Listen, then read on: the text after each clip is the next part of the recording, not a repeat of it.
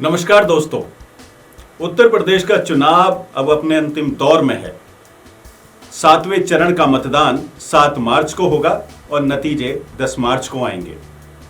वहीं अब 7वें चरण में 7 दबंग अपनी किस्मत आजमाएंगे और इस 7वें चरण को अगर दबंगों का भी चरण कहा जाए तो इसमें कोई गलत बात नहीं होगी, क्योंकि उत्तर प्रदेश के चुनाव को 2 या 3 ही वजह से जाना जाता है। उत्तर प्रदेश के चुनाव में जाति और धर्म की बात होती है, उत्तर प्रदेश के चुनाव में दबंगों की बात होती है, सुशासन की बात होती है, साथ में मंदिर मस्जिद और कब्रिस्तान की भी बात होती है। उत्तर प्रदेश के मुखिया अपने आप को ठाकुर जाति का बता करके गर्व महसूस करते हैं, तो दूसरे दलों के नेता भी ताल ठोक करके मंदिर की बात करते हैं। कुल मिलाकर के देखा जाए, इस बार का जो उत्तर प्रदेश का जो चुनाव है कई मायनों में खास है। एक तरफ बीजेपी है जो 2017 में पूरे जो दल बल के साथ सत्ता में आई थी। दूसरी एक पार्टी है समाजवादी पार्टी जो 2012 से लेकर के 2017 तक उत्तर प्रदेश की सत्ता पर काबिज थी। एक तीसरी पार्टी है बहुजन समाज पार्टी जो 2007 में सत्ता पर काबिज थी और उससे पहले उत्तर प्रदेश की 3 बार कमान भी संभाल चुकी थी। कुल मिलाकर के देखा जाए, इस बार का जो 2022 का जो चुनाव है वो ना सिर्फ सत्ता के लिए एक कड़ा संघर्ष है, बल्कि अपनी जो उपस्थिति है राजनीतिक गलियारों में उसे भी दिखाने की एक भरपूर कोशिश है। अखिलेश यादव अगर इस बार सत्ता में वापसी नहीं करते तो उनका राजनीतिक जो कैरियर है उस पर एक बड़ा सवाल खड़ा हो जाएगा। वहीं अगर बसपा सुप्रीमो मायावती की अगर बात करें, अगर वो इन चुनाव में एक अच्छा बैक अगर वो लेकर के नहीं आती हैं, यानी अच्छी सीटें अगर वो लेकर के नहीं आती हैं, तो उनके भी राजनीतिक कैरियर पर एक बड़ा सवाल लगेगा। और अगर जो सूबे के मुखिया हैं योगी आदित्यनाथ, अगर वो 2017 का अगर वो दोबारा से उतनी ही सीटें जितनी वो 2017 में अगर लेकर के आए थे, उन्होंने 300 सीटों का जो आंकड़ा जो पार किया था, अगर वो उसके आसपास अगर नहीं आते तो उन पर भी बीजेपी की ओर से सवालिया निशान जरूर लगेगा। कुल मिलाकर के देखा जाए तो 2022 का जो चुनाव है कई मायनों में खास है। कई लोगों की शाख जो है वो दांव पर है। इसके अलावा एक बड़ा सवाल इस बार ये भी रहेगा कि बेरोजगारी का चाहे मुद्दा रहा हो, चाहे पलायन का मुद्दा रहा हो, जब कोरोना काल के दौरान बड़े शहरों से उत्तर प्रदेश के जो पूर्वी जो इलाका है उसकी तरफ जो लोग पैदल ही सफ़र करके और अपनी साइकिल से और दूसरे इंतजामात के साथ वो अपने इलाकों में पहुँचे, उसका एक जो दर्द है वो वोटर्स के दिलों में रहेगा। इसके अलावा हमने जो बनारस के और इलाहाबाद के घाट पर जो एक लाशों का जो समंदर देखा, उसके भी जो जख्म हैं वो यहाँ के वोटर्स के सीने में दफन है। और अगर वहीं हम बात करें, बेरोजगारी की बात करें, टीचरों की नियुक्ति की बात करें, इसके अलावा रेलवे में नियुक्ति की बात करें, ऐसे कई धरना प्रदर्शन हमने 2020 के बाद यानी पिछले 2 साल के दौरान हमने 22 अभी हालांकि ख़त्म नहीं हुआ है, 22 का शुरुआती चरण है, यानी अगर 2020 के बाद की बात करें तो लगभग 15 महीने का एक ऐसा दौर देखा है जिसमें सड़कों पर हमने एजिटेशन देखा है, धरने देखे हैं, प्रदर्शन देखे हैं, स्टूडेंट्स पर हमने लाठी चलती हुई देखी है। इसके अलावा शासन और प्रशासनिक जो चाल है उसे भी हमने महसूस किया है। तो अगर कुल मिलाकर के अगर देखा जाए तो उत्तर प्रदेश का चुनाव इस बार कई मायनों में खास रहेगा। एक तरफ ये माना जा रहा है कि एक यंग ब्रिगेड को सूबे की कमान जो है वो संभालनी चाहिए, और वहीं दूसरा सवाल ये भी उठ खड़ा हो रहा है, जो उत्तर प्रदेश का युवा है वो किसे चुनता है? वो एक योगी को चुनता है या एक उस लड़के को चुनता है जो 2017 से पहले जिसने सूबे की कमान संभाली, या यहाँ का वो युवा 4 बार की जो मुख्यमंत्री उत्तर प्रदेश की रही और जिनके शासन प्रशासनिक व्यवस्था की अक्सर उत्तर प्रदेश में तारीफ होती है, क्या उसे वो चुनेगा? लेकिन 7वें चरण में हम जिन दबंगों की बात कर रहे हैं और जिन सीटों की हम बात कर रहे हैं और इस जो चरण को हम दबंगों का चरण कह रहे हैं। आइए पहले उसे समझ लेते हैं। मैं आपको रिपोर्ट पढ़ के सुनाता हूं और सबसे पहले आपको यह बताता हूं कि 9 जिलों की 54 सीटों पर कुल 613 प्रत्याशी अपनी किस्मत आजमाएंगे। और वहीं सबसे पहले मऊ सीट की बात करते हैं। मऊ के बाहुबली विधायक मुख्तार अंसारी इस बार खुद चुनावी मैदान में नहीं है। उन्होंने अपनी मऊ सदर सीट से बेटे अब्बास अंसारी को चुनावी मैदान में सपा गठबंधन के दल सुबसपा से मैदान में उतारा है। मऊ की ही दूसरी सीट पर मुख्तार अंसारी के भतीजे मनु अंसारी सपा से चुनावी मैदान में हैं। मुख्तार के बेटे अब्बास 2017 में घोसी सीट से बसपा से प्रत्याशी थे, उन्हें हार मिली थी। इस बार मुख्तार ने बेटे को विधायक बनाने के लिए अपनी सीट छोड़ी है। ब्रजेश सिंह के भतीजे चंदौली से लगातार चुने जा रहे हैं विधायक।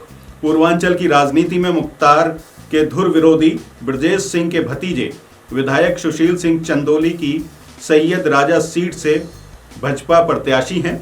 सुशील लगातार 3 बार से विधायक हैं। इन 2 बाहुबलियों के परिवार से चुनाव लड़ रहे प्रत्याशियों पर सबकी निगाहें लगी हुई हैं। भदोही की ज्ञानपुर सीट से विधायक विजय मिश्रा इस बार फिर से चुनावी मैदान में हैं। निषाद पार्टी से टिकट नहीं मिलने पर प्रगतिशील मानव समाज पार्टी ने उन्हें अपना प्रत्याशी घोषित किया है। विजय मिश्रा आगरा जेल में बंद हैं। चुनाव की बागडोर उनकी पत्नी रामलली और बेटियां संभाले हुए हैं। पत्नी मतदाताओं के बीच मांग के सिंदूर की लाज रखने का अनुरोध करती नजर आ रही हैं। विजय मिश्रा पर 24 मामले दर्ज हैं, 50 गंभीर धाराएं इन पर लगी हैं। इस चरण में सबसे अधिक आपराधिक रिकॉर्ड इन्हीं का है। भदोही से विजय मिश्रा जेल से ही चुनाव लड़ रहे हैं और जो इनकी जो पत्नी है रामलली वो इनका चुनाव प्रचार कर रही हैं और इनकी जो बेटियां हैं वो भी लगातार अपने जो पापा हैं इनके विजय मिश्रा इनका वो चुनाव प्रचार करती हैं। हालांकि कई आपराधिक मामले इनके ऊपर दर्ज हैं और माना ये भी जाता है कि अगर ना सिर्फ इस बार के चुनाव की बात करें, इससे पहले के चुनाव में भी जो विजय मिश्रा हैं वो जीते हैं। इससे पहले का भी जो चुनाव रहा उसमें भी विजय मिश्रा ने जीत हासिल की थी। 50 गंभीर धाराएं इन पर हैं। इस चरण में सबसे अधिक आपराधिक मामले भी इन्हीं पर हैं। गाजीपुर सदर सीट से बसपा के प्रत्याशी राजकुमार सिंह गौतम पर भी पूरे प्रदेश की निगाहें हैं। राजकुमार सिंह गौतम के खिलाफ 11 मामले दर्ज हैं, 25 गंभीर धाराएं लगी हैं। गौतम इस चरण में सर्वाधिक आपराधिक मुकदमों के मामलों में दूसरे प्रत्याशी हैं। तो गाजीपुर सदर सीट से साहब राजकुमार सिंह गौतम हैं और इन पर भी पूरे प्रदेश की निगाहें हैं क्योंकि ये भी बाहुबली हैं और 11 मामले दर्ज हैं, 25 गंभीर धाराएं लगी हुई हैं। गंभीर धाराएं हत्या, अपहरण, फिरौती, डकैती के मामले में लगती हैं, ज़्यादातर मारपीट के मामले में भी लग जाती हैं। जौनपुर जिले की बात कर लेते हैं। जौनपुर जिले के मल्हानी से पूर्व सांसद धनंजय सिंह इस बार भी चुनावी मैदान में हैं। बड़ी पार्टियों से टिकट पाने में असफल रहने के बाद उन्होंने जदयू के सिंबल पर नामांकन किया है। धनंजय सिंह का नाम कई आपराधिक मामलों में है। आए दिन किसी न किसी मामले को लेकर धनंजय सिंह चर्चा में बने रहते हैं। अब वाराणसी की बात कर लेते हैं साहब। वाराणसी की पिंडरा सीट से कांग्रेस के प्रत्याशी अजय राय इस सीट से पूर्व में 5 बार विधायक चुने जा चुके हैं। 1 बार मंत्री बनने का मौका भी इन्हें मिला था। इनके लिए कभी कोई दल अहम नहीं रहा। सीट का इतना प्रभाव होता है कि दल कोई मायने नहीं रखता, बस सीट निकलनी चाहिए। भाजपा, सपा, कांग्रेस के साथ ही निर्दलीय भी चुनाव लड़ चुके हैं। अजय राय को भी दबंग राजनेता के रूप में जाना पहचाना जाता है।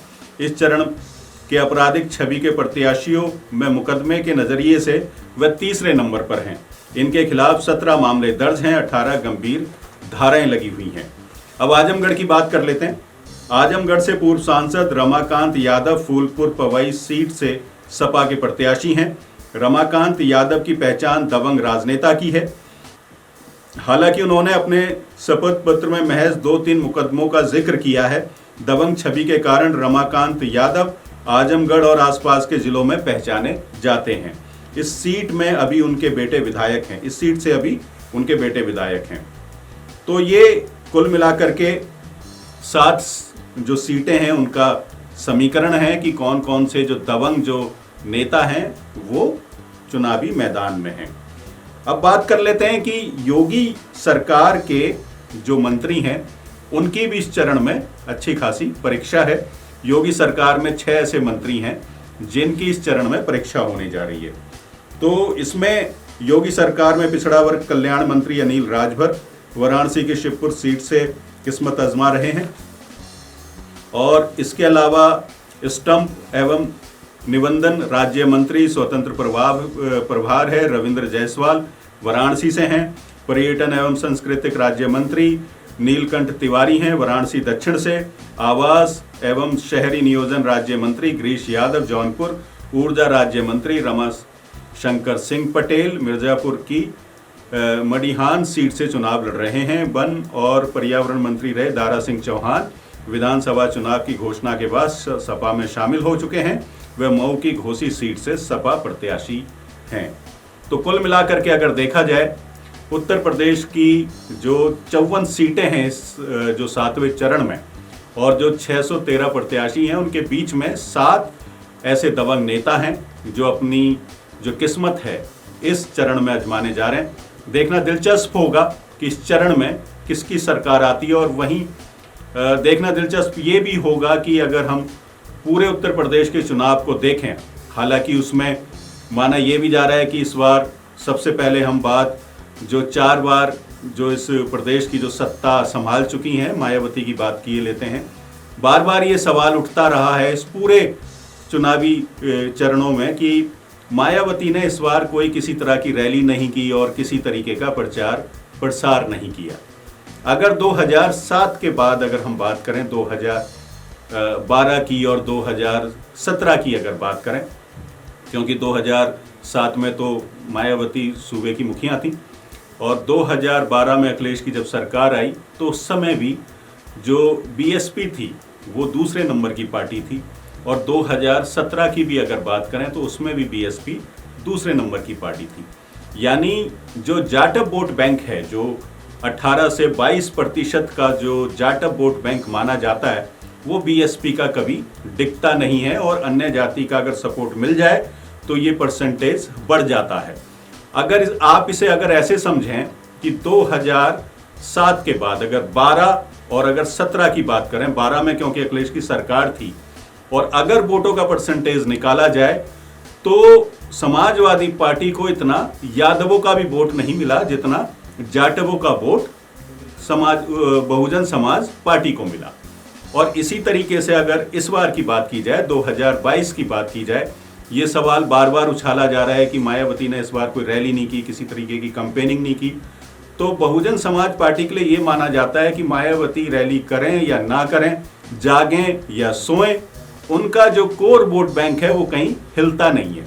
हाँ, एमएलए जरूर इधर से इधर हो जाते हैं, एमएलए पार्टी को छोड़ के चले जाते हैं। जैसे स्वामी प्रसाद मौर्य थे, उन्होंने वो बसपा ने उन्हें खड़ा किया, बसपा के बाद वो समाजवादी माफ़ कीजिए बीजेपी में चले गए, बीजेपी के बाद अब वो समाजवादी पार्टी में चले गए।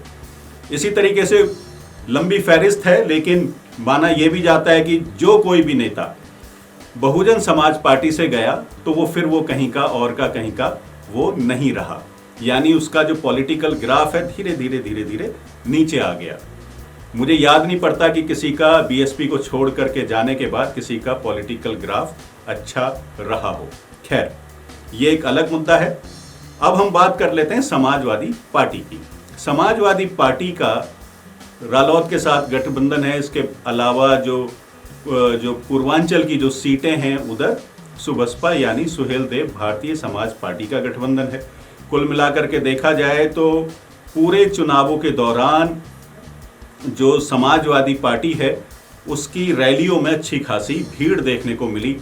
अच्छी खासी लोगों का अच्छा खासा जो लोगों का जो समर्थन है वो समाजवादी पार्टी को तो मिलता हुआ दिख रहा था। इसी तरीके से अगर कांग्रेस की बात की जाए, इस बार जो प्रियंका गांधी वाड्रा हैं उन्होंने बेहद खूबसूरती से इस चुनाव को लड़ा है। हालांकि 2007 के बाद ये माना जाता रहा कि उत्तर प्रदेश में जो कांग्रेस है वो लगभग खत्म हो चली है, लेकिन 2022 में कांग्रेस में एक नई जान फूंकने का काम प्रियंका गांधी वाड्रा ने किया है।